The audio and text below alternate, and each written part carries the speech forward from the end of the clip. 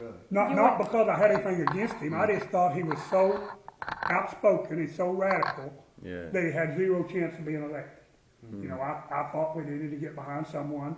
Who were you a fan of? I didn't really have a big choice. Just there was a half a dozen good candidates, you know, that I thought had an opportunity to do things right. But, you know, they were politicians. And I've been involved in politics. I know how hard it is to change stuff.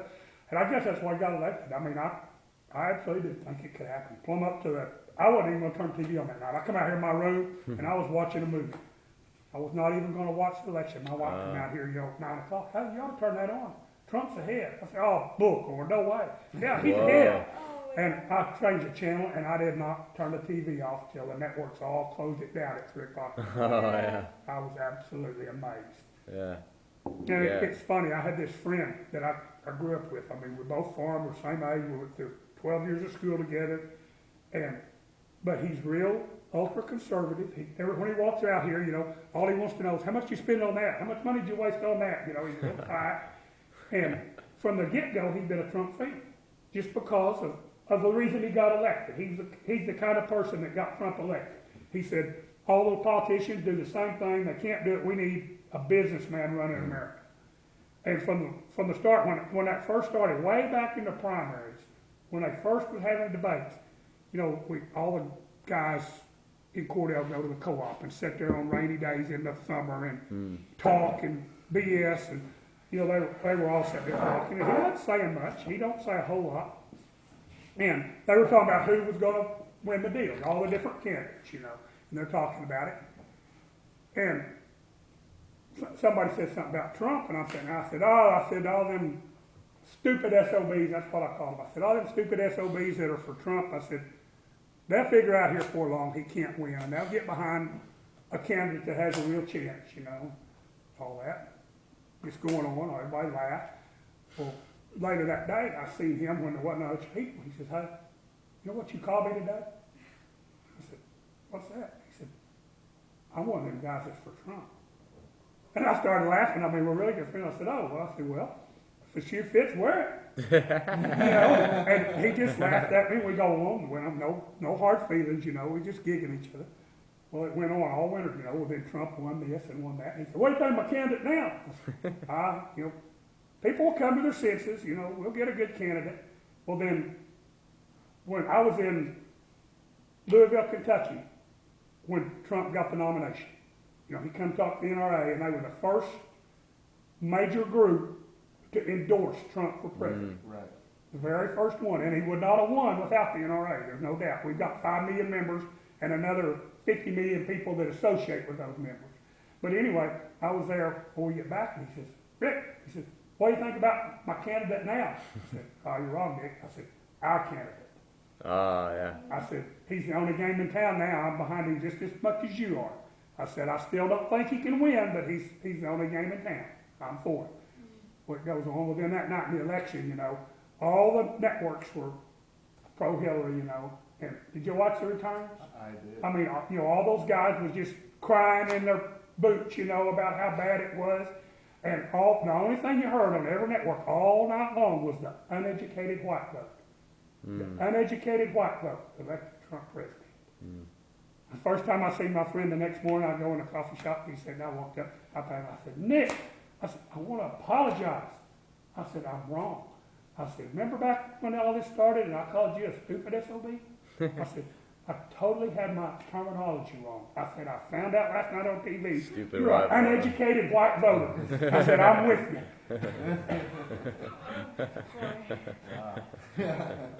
Yeah, that's interesting. Yeah, because you know, it's been something that on our mind where it's they call you these names without giving you like the proper sense of worth that you're worthy of, you know, giving you a proper name, you know, instead of uneducated white voter, you know, like, no, this is a group that has valid concerns. And like for us, when we hear what we hear on the news, it's hard to put a face to those names, not those names, uneducated white voter, but we wanted to go beyond and hear really like the stories and ideas and just the philosophies of the people who were rallying behind him.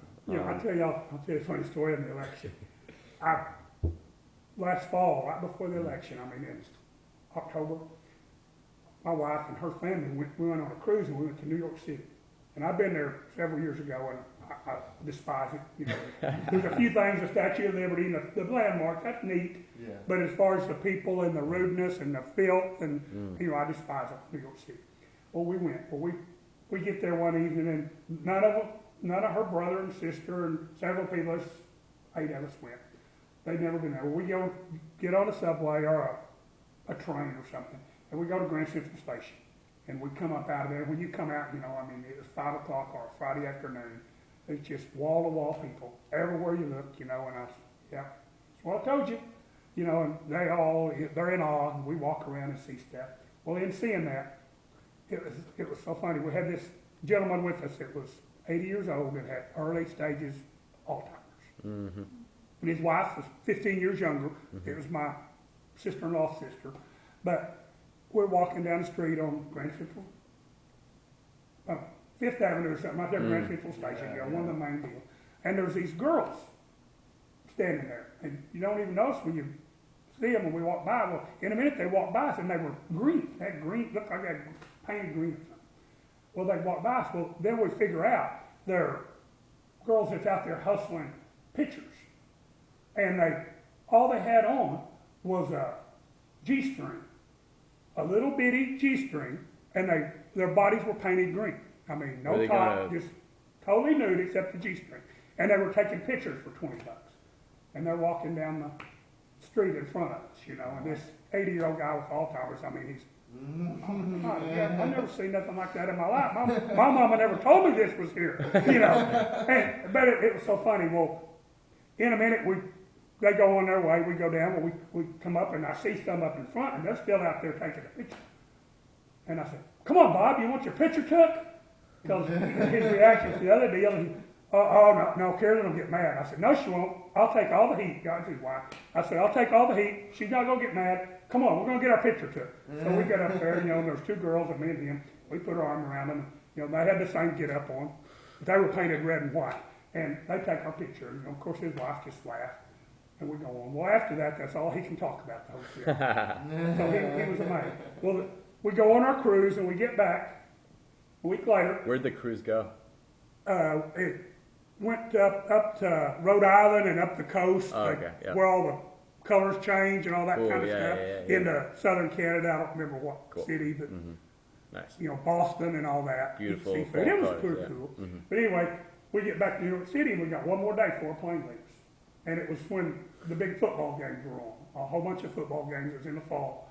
It was on a Saturday afternoon. My wife and her brother and her sister-in-law, they all want to go back to New York City and see the Statue of Liberty and do some stuff they didn't see. Go to Central Park. I said, no, not me. I said, I'm going to stay here and watch football. I said, y'all go. I've been there, done that. I've seen Central Park. I don't want to go. Well, this old man, he says, I don't want to go either. I'm staying with Rick. And his wife's really concerned. She said, I don't know. You need to come with me, Bob. And I said, no, let him stay. I said, I'll take care of him. Don't worry about it, And so she goes on. Well, we get there. Well, he's tired. We got off the cruise ship that morning. So he says, I'm going to go take a nap. I said, okay. I'll wake you up about 4 o'clock. He says, hey, you reckon there's a bar around here that has any girls like those we've seen? And I said, I bet there is somewhere. He said, boy, I sure would like to go do that one time. Carolyn will never take me to one of them. And I said, I will see, Bob. I said, go take your nap. Well, he goes and takes a nap. Well, I asked the bellman at the hotel, I said, hey, is there a bar around here, a girly bar that's safe that we can get to and get back safe in New York City, and all that? He said, yeah, it's just 4 blocks down the street down here, and there's a hotel maintenance worker there. He's working. He said, I'll get off at 5 o'clock. He said, I'll run you by. And I said, okay. So this old man, I wake him up. He gets ready. I said, hey, Bob, we're going to go to a bar. He said, okay. So we go down there, and, it's Saturday afternoon. There are not a lot of people in there. And we go in and sit down. And, there's girls dancing and all this good stuff. And he's sitting there, giving them dollars. And I'm drinking a beer, just watching him. And this dancer comes up and sits down beside a black dancer, really attractive lady. goes to, sitting down, goes to talking. Just conversation, you know, and, hey, what are y'all doing? I said, oh, Bob wanted to come here, you know, he's having fun giving his dollars away and doing this and doing that. And, yeah, I said, I just brought him here and I'm drinking a beer and watching a football game. And she goes to talking, and in a little bit she says, politics comes up. And she says, who you gonna vote for president? And I think, oh no, this is not good, you know. In a Gertie bar in New York City, talking to a black dancer, and she wants to know who I'm going to vote for president. There's not a good ending on this thing. And I just, you know, I said, probably not who you are. And she said, you're not going to vote for Mr. Trump? And I mean, you could have knocked me off the stool with a feather. And I said, you are? And she said, yes. She says, that Hillary Clinton is the most crooked lady there ever was, and everybody knows that. How could anybody vote for her for president? And I come back and told all my redneck buddies around here, I said, hey, there's hope. I said, if a black dancer in Oklahoma City, in New York City, can be for Donald Trump, I said, there's hope in this world still. And how did your friend enjoy the club? Oh, yeah, he had a big time. Yeah, he did. Yeah, he had a big time. His wife wasn't too upset. No, I swear that's it.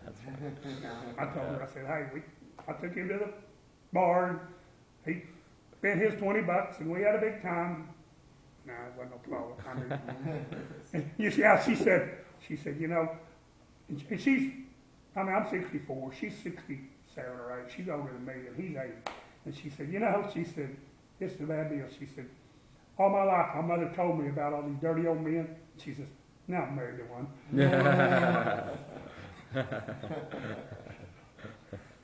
That's funny. Yeah.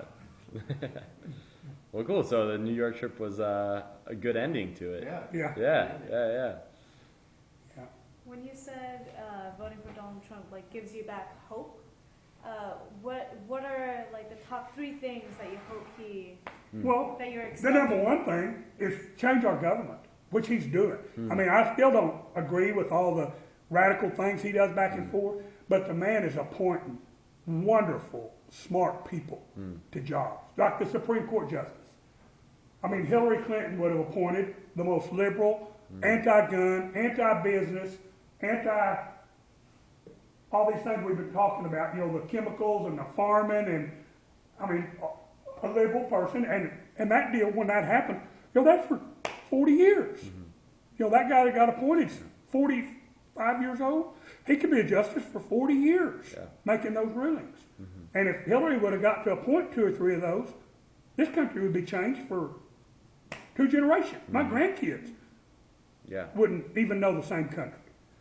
You know, and that kind of stuff. And then he's doing away with regulations. That one I was talking about the fertilizer, they've already changed that. The co-ops can go back to selling it.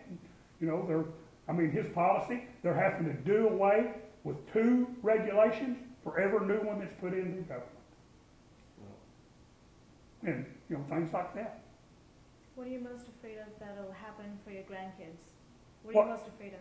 What do you mean what? What do you mean what I think happened?